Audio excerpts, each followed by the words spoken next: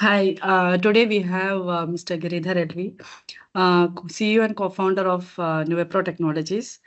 So today we will be diving deep into a podcast on latest Gen AI trends from Silicon Valley.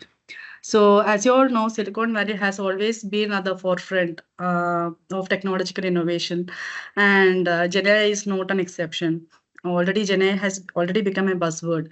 So, from breakthrough advancements to new startups emerging with cutting edge solutions, the Silicon Valley continues to set the pace for global tech trends. So, Giridhar, can you tell us about the recent Gen AI trends from Silicon Valley and how you think these Gen AI trends will impact the technology landscape in India?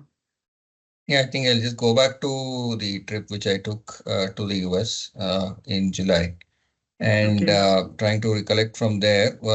The trends with Gen AI has been probably this is the first technology wave Okay. where it's been like completely democratic in terms of the effects of it spreading all over the world. So whatever I saw in the Bay Area or Silicon Valley is something which has already same things are happening here. So whether it is working with the latest LLM models, whether it is working on things like RAG, or whether it's like fine-tuning LLMs or building agents and stuff. So whatever we have been hearing out here in India and other places is what is also going on in the US. So in that way, I think it's been pretty much the same. However, I think what is a little different about the Bay Area is probably the pace at which experiments are going on in different organizations. That may also be due to the fact that in the US, Bay Area, Silicon Valley, there are mostly product companies, right? Which is they already own Yes. their products and it is quicker for them to do some kind of experience or experiments there. In India, it is primarily a people-based economy, while we have startups like Nuvepro and many others in the market right now. But we in India, it's more about upskilling people, right? Which is how Yes. do you help people learn, do better with Gen AI. In the US, it is almost like a given that people will have access to these tools to make their own productivity better. Okay. And their focus is more on saying that how do we use these tools to make our products better now. So that I would see as a change. But other than that, I think pretty much the stuff what I saw there is what is happening here in terms of access and tools. But the focus is more on people here, enabling people. In the US, enabling people is almost like a given, and it's about enabling products to become better there. Okay.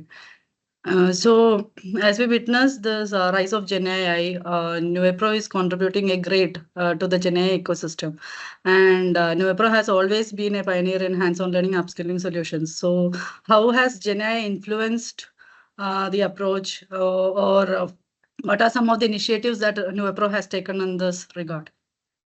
So these are a lot of these initiatives are still in motion. So I just separate out what we are doing from Nuvepro into two parts. One is solutions which we are delivering to customers, and second one is how do we use AI to make the solution delivery better, right? So in the first case, which is delivering solutions to customers, I think our the mantra about Nuvepro still remains the same, right? Which is make hands-on learning better or make learning better through hands-on activities, right? So that's Yes. what has been our focus from day one, and I think we just moved the same thing to Nuvepro, to AI as well, to Gen AI as well, where we started off saying that we saw many organizations saying that they are training hundreds or lakhs of people on Gen AI skill. And we know what all that meant. Right? It is primarily about getting them to watch videos or reading something and then taking a small test and saying that they are now Gen AI ready, which is not the case. So we our focus was to say that how can we enable these people? We started off with providing sandboxes, and this could be sandboxes for any of the LLMs, whether it is proprietary ones or the open source ones. So that instead of just saying that I know something about, read something about LLM, you can actually come to a sandbox and work with it. Right. So in that line, while we provided the sandboxes as a first step, we also created our own learning paths or skill bundles on GenAI. That included how do you improve developer productivity with something like Amazon Q. Then how do you build an RAG system, or how do you build agents, or how do you build a multimodal chat application? All of these were different learning paths. Once we created it, we also ran these as workshops where we got people from Yes. different organizations join. Anisha, your team was part of all of that. Yes. And we know that close to 1,000 people joined that, and there was very good interaction there, right? So I think that was the first Yes. part. We will continue working on that front. We in fact see increased demand from customers who are going more granular in this stuff right now, which is they ask about GenAI one specific tool, and then say that with that tool, how can the developer productivity for somebody skilled in Java can improve, or Node, or even .NET and other things can improve, right? So that's the kind of Yes. thing they're getting into. So that is one part which is part of our regular business on the experiential learning side. So that is going to continue. The second part is how do we make our product better to deliver such solutions, right? So again, here, if you see one of Nuvepro's, I would say USPs, or is the fact that while we say that it's all hands-on, we also add another element to it in the sense that we say that it is customized to your requirement, right? So the customization part is now in the AI world is also called as context, right? Which is that how do Yes. you give a context to the problem you are solving? So if you take any LLM, for example, they say that it is trained on data across all the publicly available data. Then if you want to make it specific to an enterprise, you need context of that enterprise. That context is data which is resident within the enterprise, right? Which is whether it's a code base, whether it's documents, or whether it is videos or whatever else, which is very private to that enterprise. Now, that is the context which we need to make this hands-on learning effective, right? And that is what we are in the process of getting to. So how do you take this context and then generate these hands-on learning activities to match that particular context, right? Right now, the context is Yes. coming from user interviews where we talk to people, understand what they want to do, and then create all of these different kinds of activities. So we will create these activities. We just want to do it at scale again with GenAI, not restricted, not having to hand build each and every scenario, but we want to create multiples using what capabilities GenAI provides. And once we are able to reach that stage, then we use GenAI to also gather the context. So when we reach that kind of a goal, then what we see is when Nuvepro is deployed in an enterprise, then it can automatically understand what is the context. Again, whether it is employee upskilling, customer education, whatever is the context needed, then it will generate the use cases along with that. And at the end of it, also give you the sandboxes to work with it. So it's going to be an end-to-end workflow. So yeah, this is briefly what we aim to do, Anisha. Okay. Like every innovation journey comes with its own set of challenges. So, as someone leading a company, can you share some of the key challenges Novipro faced while implementing GenAI initiatives, and how So did you overcome them? yeah, so we are not yet completed this phase, so it is still an ongoing Yes. thing, right? So Hmm. for Nuvepro, I think primarily the challenge is that we should not be left behind, right? Which is Yes. while the new technology wave comes up, most customers, their thing is, I mean, you can always create content quite quickly, right? Content in the sense that you can create a lecture, you can create a video Yes. and all of that stuff on a new technology, because you don't need to show things working, you just need to tell things about how it could work. For us, it's a bit of a different because we need to show things working, right? So that's where the challenge becomes more. So for us, that has been, I think that was the first thing, that is how do we make sure that we don't get left behind, right? And so that is where we took a conscious decision within the company to say that we will separate out the set of people who will work only on GenAI related things so that there is Yes. adequate focus to it. Otherwise, the entire company will be working on short-term, long-term revenue goals, and that will not be able to like drive innovation on new technologies, especially where we do not know if a customer is ready to pay for something which we want, or how fast we have to keep changing things there. So that's what we did. So looking at a new technology coming in, the first part we did was we created a team called as Team X under our CTO, and added a dedicated set of people under him. so that they could just focus on looking at what kind of advancements are happening here, what kind of things customers are asking for, and what does Nuvepro have to do as a company to meet those things. So yeah, it's still work in progress, but I think the approach or route we have taken up is quite, I mean, we are quite comfortable with that route, and it should work out for us.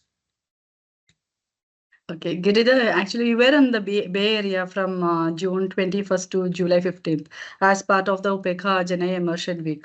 So, what was the purpose of your visit? I think there was like two parts to it. The GenAI immersion was 1 week in that, and there was 2 more weeks which I had set out for activities which was specifically to Nuvepro itself.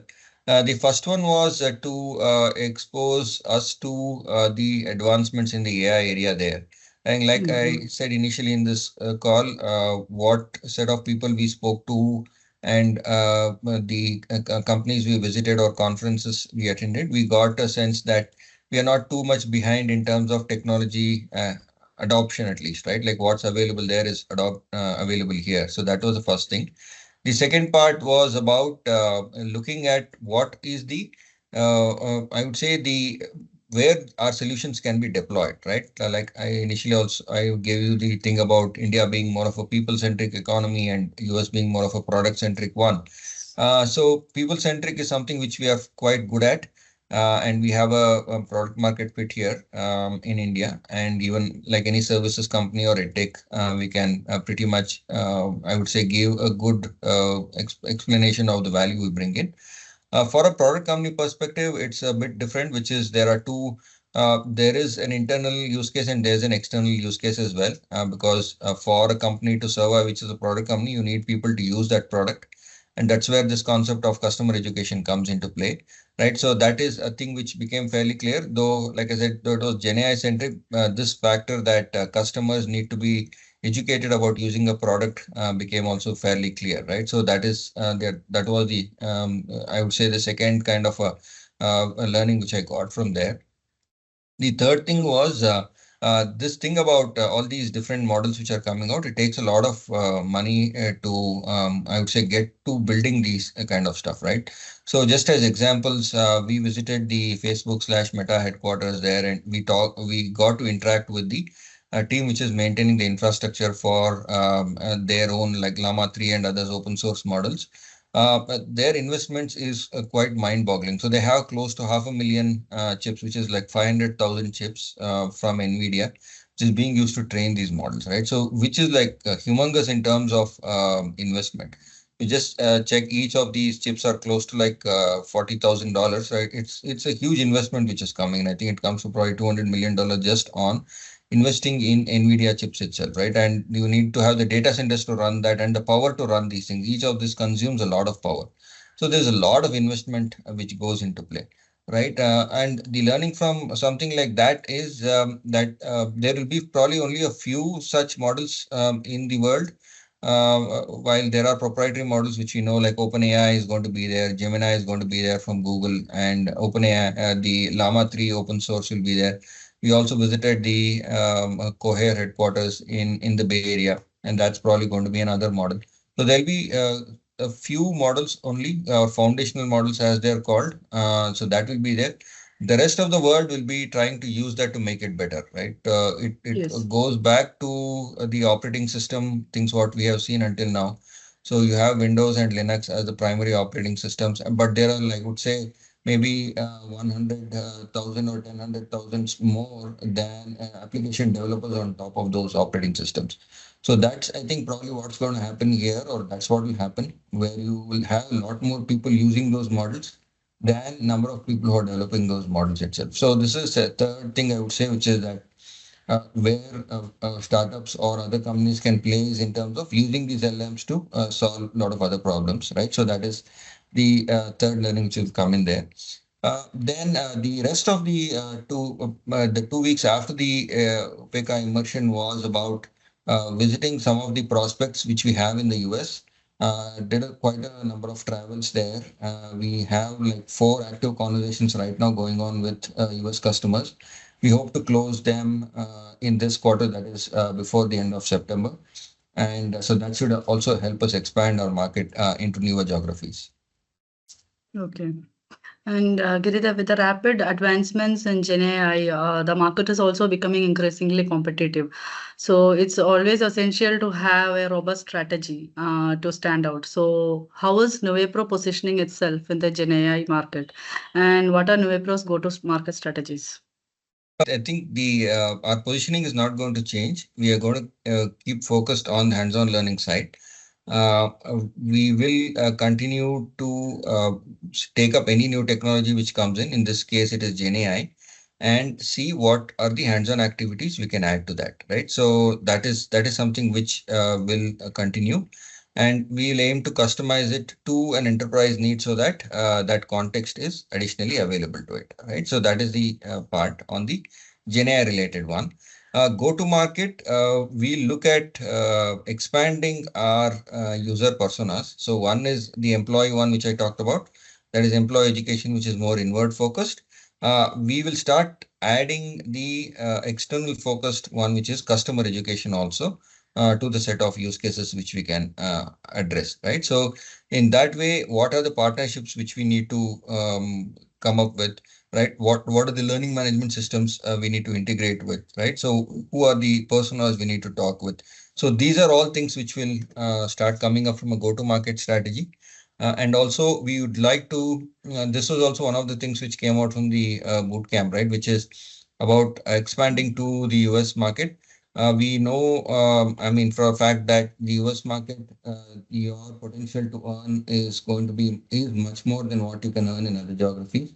So, and the need for solutions like ours is, I mean, it is validated that we need solutions like ours, which means that it makes sense for us to have a go-to-market, which is also US focused, and take it forward from there. So we aim to do all of that this year, Anisha. Okay. And how do you envision the future of Gen AI and Nuvepro's role in it? Because the possibilities with Gen AI seems endless. So what does this whole future hold for Nuvepro? Yeah, I think from a future perspective, we are pretty confident about what Nuvepro's role is going to be. So we want to make our name to be the one-stop shop for any kind of hands-on activities, right? Given a piece of that is, I mean, where do we want to go? Given a piece of content or given understanding the context of where a company is, and once you query the Nuvepro platform to say that how do I come up with or how do I educate my customer to use this feature, or how do I get a developer skilled to work on this particular roadmap feature. Nuvepro should give you the end-to-end learning path or skill bundle as we call it, right? So that's where we want to go. So basically transition or translate or whichever word you want to use there, taking any kind of requirement and then coming out with an end-to-end learning path just based on hands-on activities. That's where we want to go to. Okay. And for many young professionals and students, Gen AI represents both an exciting opportunity and what advice would you like to give to young professionals who are interested in Gen AI? So I think the Gen AI thing to some extent has I mean it is both seen as a boon as well as a bane, right? Which is that you get afraid that Gen AI may replace or take away all your jobs and stuff. So that is Yes. one kind of a fear which is there. And there is also the other thing which we are seeing that youngsters they are just using Gen AI as a copy paste tool, which is that you are asked to do some piece of code, you put that prompt and you get some code and just put it into into your code base and think that it's going to solve. I think that is not going to work. So from the perspective of, I would say giving any kind of an advice to youngsters, Gen AI is not a replacement for learning something correctly, right? So you cannot learn a programming language just by giving a series of prompts. That's not going to happen. So you need to learn the language first and then probably use Gen AI to make yourself better. It's not the other way around. So you cannot learn about a subject by just going through a set of question papers and finding out what the answers were, right? That is not going to take you too far. So it's better to understand whatever your skill set is correctly, and then probably use Gen AI to make it better. So that is what would be my advice, Anisha. Thank you, Giridhar. Thank you for such invaluable insights. Yeah. Thanks, Anisha. Enjoy Thank talking you to you. so much. Thank you. Thank Bye. you. Thank you, Girida, for sharing such invaluable insights with all our listeners. It's now clear that generative AI is no more a trend. It's a transformative force that's going to continue to shape the future of technology and industries alike. And for all our listeners out there, if you are as interested as we are about knowing more about Gen AI and how it's going to impact your business outcomes, or how it's going to transform your business, be sure to stay connected with us for more such conversations. And contact Nuvepro today to explore more about our offerings. We'll be very happy to help you out. Thank you for listening.